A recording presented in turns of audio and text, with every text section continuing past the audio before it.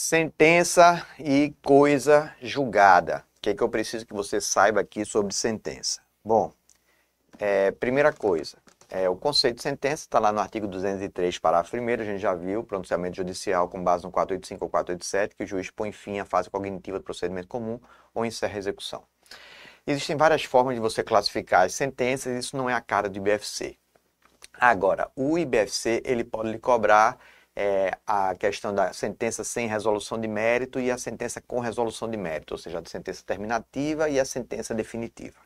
Aí, filho, não tem o que fazer, é decorar. E é impressionante como muita gente erra isso e não pode errar. Sentença que extingue o processo por coisa julgada. Aí o cara vai dizer, é de mérito. Não, não é de mérito, é sem mérito.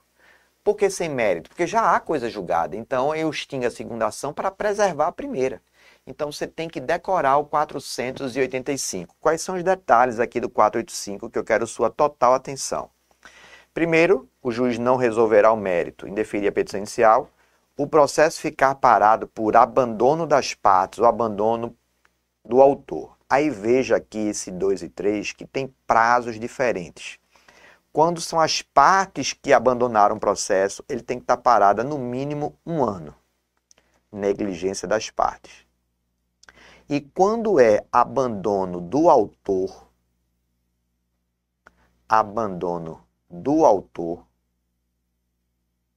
aí são 30 dias parado. Decore isso, abandono das partes, no mínimo 1 ano parado, abandono do autor, 30 dias. Lembrando que nesses casos, dos incisos 2 e 3, a parte vai ter que ser intimada pessoalmente para demonstrar se tem ou não interesse por prosseguimento no feito, no prazo de 5 dias. E aí, acontecendo isso, das partes não se manifestarem, aí sim o processo vai ser extinto sem resolução de mérito. Continuando, também a causa de extinção sem mérito, a ausência de pressupostos processuais. Olha aí, perempção, litispendência, coisa julgada, muita gente erra esse inciso 5. Atenção, isso é sem mérito. Sem mérito, verificar a existência, a ausência de legitimidade do interesse processual, quando houver convenção de arbitragem, ok? E não se esqueça pela morte das partes quando a demanda for intransmissível, porque se ela é transmissível, suspende para transmitir, né, para ocorrer a sucessão processual. A desistência é outra hipótese também bastante cobrada, então atenção, desistência, extinção do processo sem resolução de mérito. O lance da desistência a gente já viu aqui, vou insistir, uma vez eu posso desistir até a sentença, e aí lembre, se já oferecida a contestação, o autor não poderá, sem o consentimento do réu, desistir da ação, é aquele lance.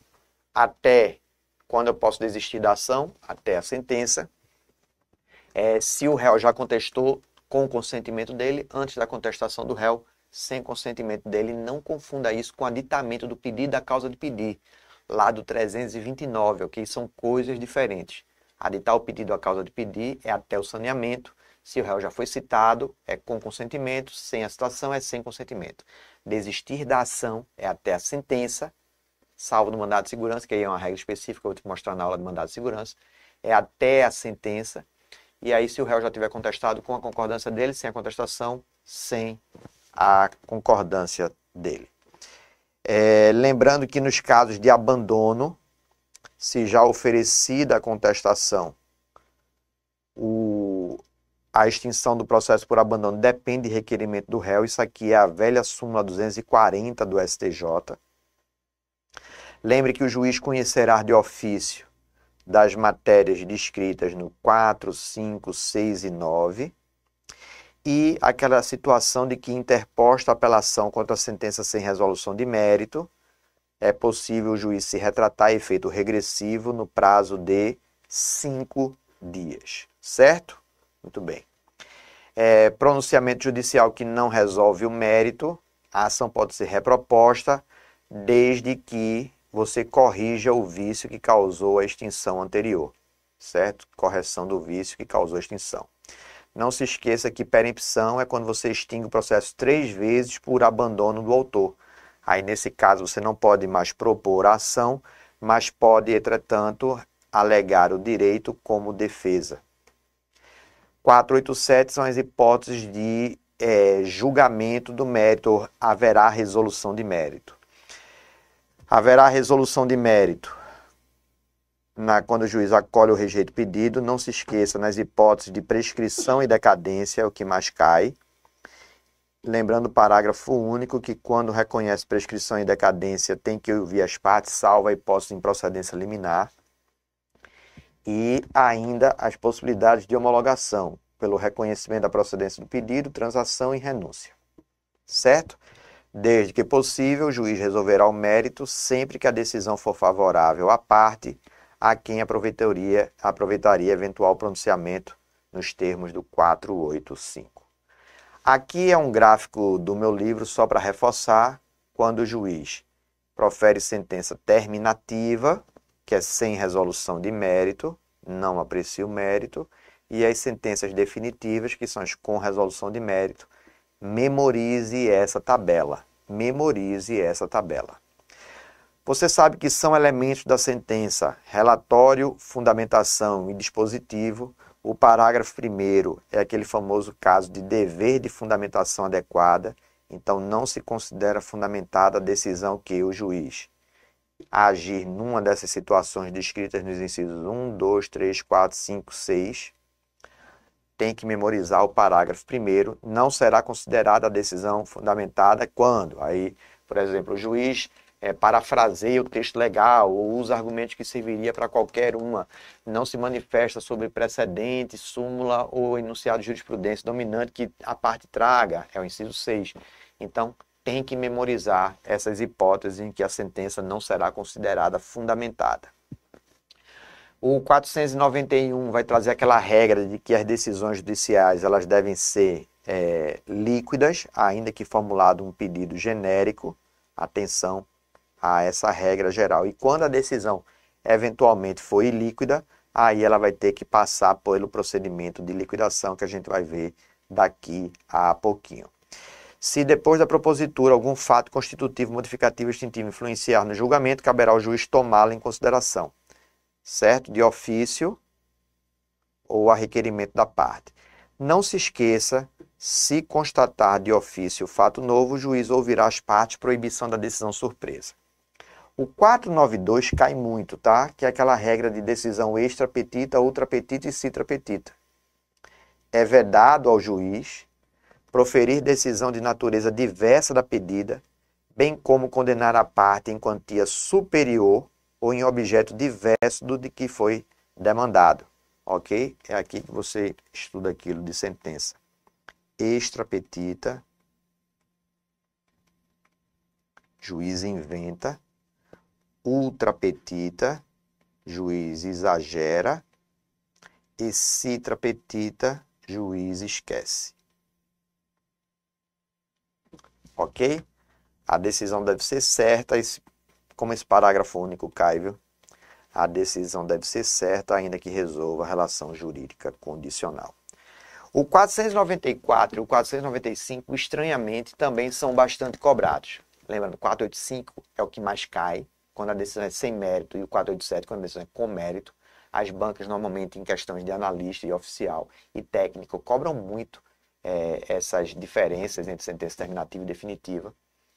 Porém, o 494 é aquele lance da irretratabilidade da sentença. A sentença, uma vez publicada, ela não pode ser modificada, salvo por inexatidões materiais ou erros de cálculo, que é a hipótese do inciso 1, a única em que, inclusive, o juiz pode corrigir de ofício. A do inciso 1 é a única que pode ser de ofício a requerimento, inexatidões materiais e erros de cálculo, ou pela oposição de embargos de declaração, né, que é outra hipótese. Além disso, existe a possibilidade do juiz modificar uma sentença pela apelação contra uma sentença sem resolução de mérito, 485, parágrafo 7º, que a gente acabou de ver, ou naquela hipótese de improcedência liminar, que a gente também viu do 332, parágrafo 3º. Eu até coloquei aqui esse esqueminha do meu livro para você lembrar. As hipóteses em que o juiz estão no 494 e as hipóteses da apelação, certo? Lembrando que nessas três aqui, o juiz só age por provocação, a única que ele pode agir de ofício é a do 4941, inexatidão material e erro de cálculo. Atenção a esse detalhe. Já o 495 é a famosa hipoteca judiciária, que é a hipoteca gerada por uma sentença. Então, a sentença que condena alguém a pagar quantia pode valer como hipoteca. Então, a pessoa pega aquela sentença, leva no cartório de imóveis, independentemente da autorização do juiz, e registra como hipoteca judiciária e ganha uma série de privilégios processuais por conta disso. E o 495 estabelece essa dinâmica e ela é cobrada. Então, atenção que, por exemplo, a decisão que condenar o réu a pagamento de prestação consistente em dinheiro ou que foi convertido em dinheiro após a obrigação de fazer, não fazer ou de entrega, vale como hipoteca. A decisão ainda, embora a condenação seja genérica, pode valer como hipoteca, ainda que o credor possa promover o cumprimento provisório, isso não impede que você promova a hipoteca. E mesmo que esse recurso seja dotado de efeito suspensivo, isso não impede que você realize a hipoteca judiciária, ok? Depois leia esses parágrafos e revise com esse esqueminha aqui, ó. Hipoteca judiciária, decisão que condena o pagamento em dinheiro, ou de fazer, não fazer, que já foi convertido em dinheiro, certo? Aí você pode registrar no cartório de imóveis, e depois do registro você tem que informar em até 15 dias de que fez este registro de hipoteca judiciária, certo? Estude esse tema.